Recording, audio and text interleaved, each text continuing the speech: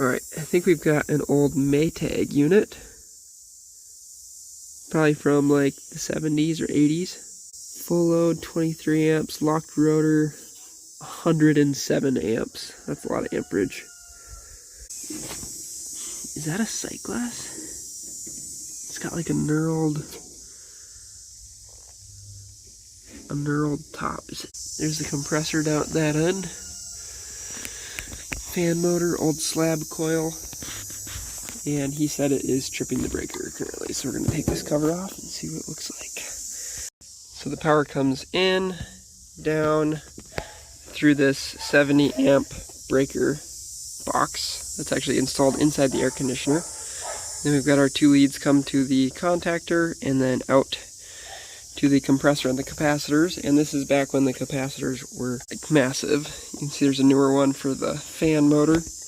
This is the one for the actual compressor. We'll see if we're still getting some kind of reading on there, but it's not obvious what size that is. I mean, it's large, but it's probably only like a 30 microfarad capacitor. So if you're wondering why your system's modern capacitors don't last very long, I think it's because of heat dissipation. Something like this, that's, 55 years old, is large enough that it can actually dissipate the heat so it never ends up shorting out. But 440 AC right there it says. So I think it's a 40 microfarad. Made in USA. There was a sticker there, but that one's gone. There's a stamp here. 3640 TP1. No other markings, but let's see if it reads anything. So I've just got it unplugged. See how many microfarads it reads. Wow, look at that. We actually might have a bad capacitor here. Check that out. Yeah, we're not getting any microfarad reading, so it actually might be a bad capacitor, which would actually be good. That would be best case scenario for this old dog. Look at this sight glass. Like you can see there's liquid in there. That is so cool. Never even seen a sight glass like that. Look at that. Made in United States of America. That's really cool. I don't actually see... Oh, there's the model tag. It's actually on this side. Hopefully we can look up that model number and figure out what size capacitor is supposed to be in there. Locked rotor amps 107. So I searched for the model number of the unit. I searched for the model number of the compressor, and I cannot find any data on the internet from this thing. It's likely in a book somewhere, but physical paper form, not actually on the internet. So I don't think we're going to figure out the size of the capacitor based off of that, but I'm pretty sure it's a 440 volt, because if we look on here, it's kind of faded, but I went and looked at it in the sunlight, and you can see right there it says 40 and then 440 AC, at least as far as I can tell. Up here it says fused 17.ON, so I don't really know. We're going to try it with a 40 microfarad capacitor. I think that's all we can do. Alright, so we're using a dual capacitor, but you can see it's 40 and 440. So we just got it hooked to common and Herm, and we're going to strap this back in here and try it out, see if it will start. I just pulled the screws out of the contactor, and look at this, Honeywell magnetic controller. Wow, it looks pristine. That's amazing.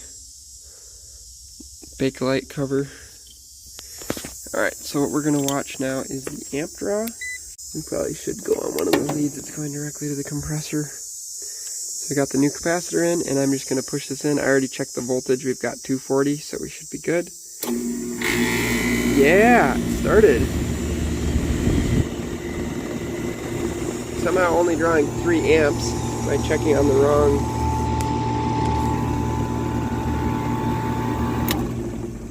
That's awesome. So I think we're actually going to be good to go. I'm going to put the cover back on and have her turn on the air conditioning. That's so cool. That's awesome. Started right up, drawing 18 amps. He said earlier it was tripping the breaker every single time, so we know it was the capacitor not letting it kick on.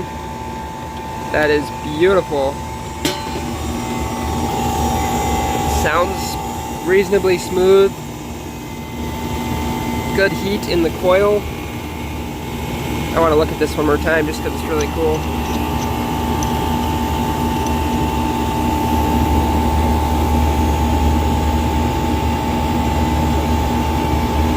says full.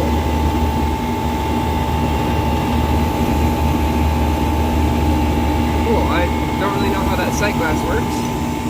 Why it says full. Did it say full earlier? I guess I can't remember. So it in fact did not say full earlier. This is the video from earlier when I took off that cap, and you can see that the text is obscured. And I'm guessing that it uses the refraction of the refrigerant, so when the sight glass is not full, you can't read the text. But then when it is full, you're able to see down in through the refraction of the refrigerant and actually see that it's full. So this is a really neat type of sight glass. I don't know why these never became popular, but I really have not seen this before. Make sure that's good and tight. We'll check the refrigerant quick too. It is R22. Let's see what she's running at. Man, all the metal on here is so thick. Like, this cover is like heavy duty. Nothing like what they are using now. It's just kind of amazing how robust it is. Nice short line set. It is those Pierce Connect thread style fittings. Which is why they have a little coil of line set outside, because they had extra, so they just coiled the extra outside. Pre-charged line set, no vacuum pump needed. But I think it is just a little bit low, so I think we're going to add just a touch of refrigerant to it. So we really are hardly low. You can see we're running right around 22, 23. We want to be around 33 at least. So we're going to add a little bit of R22 in. The old liquid gold, but in this situation, that's what you want to do. You don't want to switch it over to a new refrigerant when it's really only like half a pound low. See, we're 6 ounces in, already almost up to 30 degrees. We'll probably put in a pound just to make sure it's good to go. But that is amazing. Super cool system, honestly. Oh, see, there's the extra line set I was talking about.